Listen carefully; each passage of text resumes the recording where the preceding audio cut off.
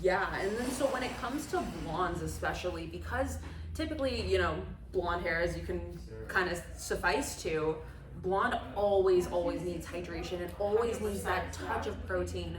And so even in utilizing such a soft product, when it comes to purple shampoos, I've always found them to be very tricky to recommend, because when it comes to like a good purple shampoo, something that's going to be toning, it always is kind of a little bit drying too. It is. They tend to open up the cuticle and then, like you said, deposit some form of direct dye where it leaves the hair almost like rough. Where this, because it's infused with that shea, that velvet flower, it's going to be so soft. And I remember I had a little phase where I was like an ashy gray, like loved my like ashy hair.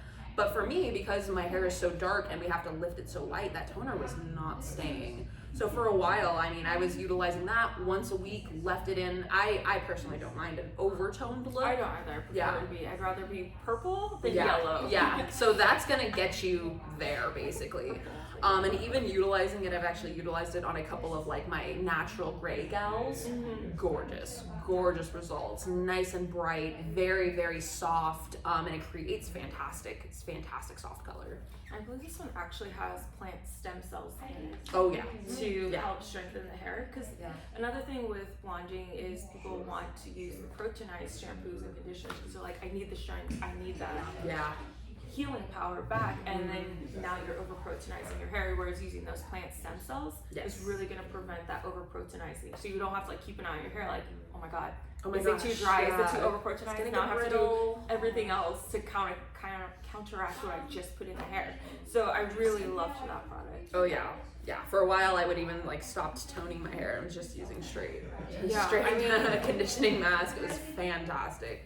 Kept the color nice and cold, nice and icy, but still left my hair so soft. Oh yeah, 100%. So soft. I brought Teacup. Oh my gosh, I cannot live without Teacup, especially we're in Las Vegas and we have really hard water. And since my pink, I try to only wash my hair once a week. So I do get buildup, and then on top of our hard water, I get mineral buildup. Ugh, so bad. Teacup removes all that mineral buildup from peach leaf extract. It like removes the mineral buildup, and then the kombucha in it, the fermented kombucha, acts as a magnet and gets all those minerals out. And then the kombucha also helps lock in color and smooths and nourishes your hair. Super hydrating. Yes. And this is the last step. So after your shampoo, after conditioner, and what do you call these little nozzles? Yeah. You just go straight in your hair, and I do a few. You don't need much of this product, and then I like scrub it in, leave it for a minute, and then wash it out with cold water. Always cold water with Vivids. It's not the best during winter, but it's not fun. It's not fun. Keep the color locked in. Have you guys? Do you guys have any other tips on like how to lock in some like vivid colors? I actually want to kind of add on to Teacup. Yeah. Because I use Teacup a lot because my water at home is so harsh. Yeah. It's so harsh, and I can definitely tell the difference because sometimes I won't use Teacup just to see like how my hair will feel, and it definitely feels more dry. Even if I do have like my conditioner and everything, I feel like Teacup really just helps like add like softness and also add shine. Oh yeah. Yeah, I don't know if you guys have noticed, but like the way that it it makes really your hair shiny and like almost slippy in a way. Yeah, which is like it adds a little bit of slip, and I want to say that that's the kombucha working to seal down the cuticle. And when the cuticle is sealed and really soft, you think about that on each strand of your head and how much that adds like that little bit of like slip, that little bit of sleekness. Adds gorgeous shine, and it's almost like a clarifier, again, for us in Las Vegas with the hard water and the mineral buildup. It's almost like a clarifier that doesn't dry your hair. Yeah. It's fantastic. And like my scalp always feels so amazing. Like it feels like it's actually like breathing. Yes. It's working, Yeah. And if I don't use it, I feel like my hair is more limp. because of that buildup. It's just like weighing down the your scalp hair. feels like kind of clogged. And Yeah. again, that's just because of the water in here. Yeah. The water's crazy Yeah. hard, and I can attest to that because my water softener just broke. Oh no! So now I'm gonna have to get another bottle of some. I'll just take this one because I really need it. Awesome.